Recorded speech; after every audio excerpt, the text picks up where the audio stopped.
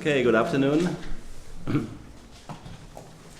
My job today is very easy. I should welcome you, and I do this on behalf of the organizing institutions behind that event of today.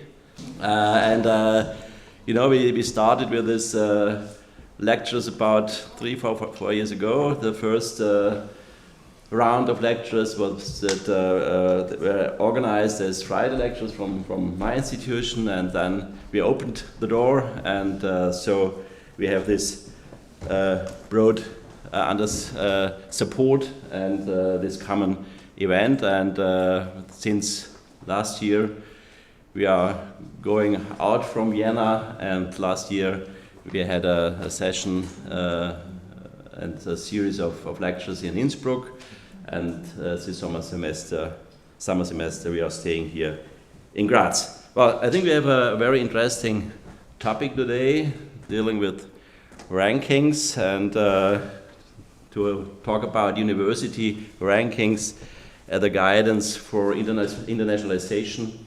And from my point of view, regarding the Austrian situation, I think it's a little bit ambiguous, because we have some aspects to consider looking to rankings. On the one hand, we have sometimes partly negative newspaper reports about the Austrian situation concerning the rankings. There are the numbers. We are starting with about 150 or 175, I don't exactly know the rank of the University of Vienna. I think it's between 150 and 200, and so on and so on. And so there's more or less a negative discussion about that. On the other hand, I think the topic of today is that university rankings should be or could be a guidance for internationalization, and I think that's also a fact that the students partly choose their universities based on rankings.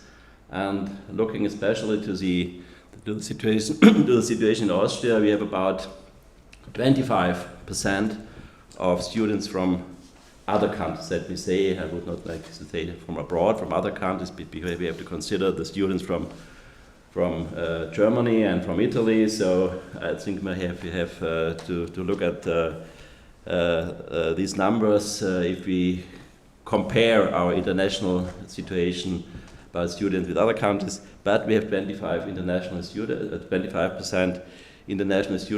That means that we have about more than 90,000 students from other countries here in Austria, and I think that's really an impressive number of foreign students we have here. That's one part of the story, but looking to other aspects, considering the situation of rankings, we have in the recent past we made some experiences concerning the finalization of agreements with other countries, and we discussed about agreement with Peru, for example, and one of the most important criteria for finalizing this agreement was the ranking of some of our universities here in Austria, and so we have really some troubles and some challenges to come to an end with these negotiations. That's one point we have to consider. The other point is, if we go to other countries, especially in Asia, and we got some information about these universities, the most important criteria in the presentations of the university is the ranking. The second important criteria, that's the most important alumni of the universities, well-known alumni of the universities. And so that's behind some of our cooperations and collaborations with different regions in this world, and so we have to find the solutions to cope with the situation. And what can we do without being in the ranking in the forefront, but being more or less in a low number of the rankings. So that's a problem we have to deal, and the question is, and the issue is, what can we do? What are possible approaches for coping this situation?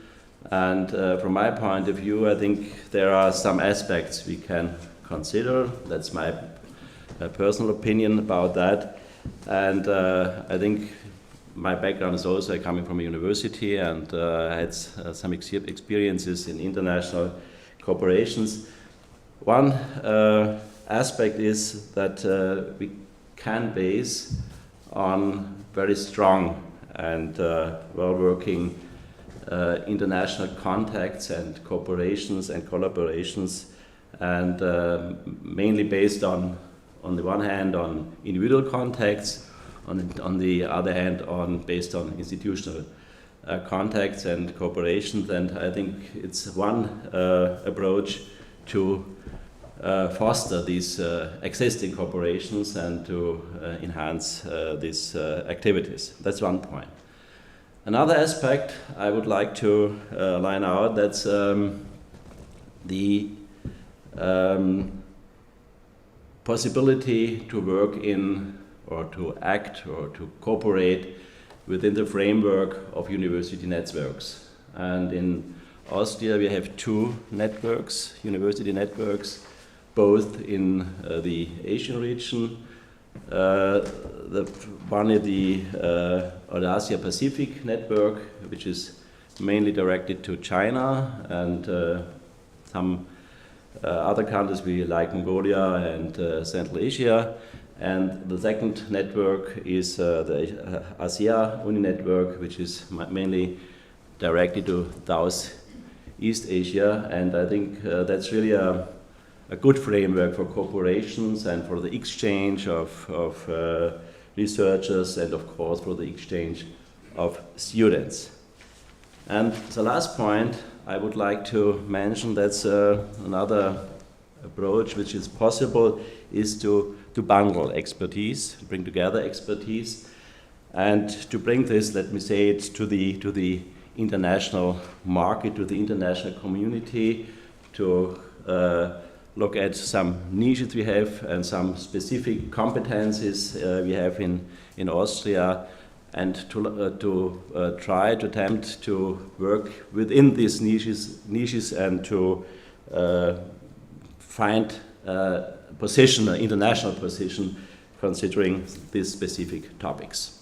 So that's possibilities, possible approaches from my point of view, and maybe that could be a little bit stimulating to the later discussion to consider these aspects.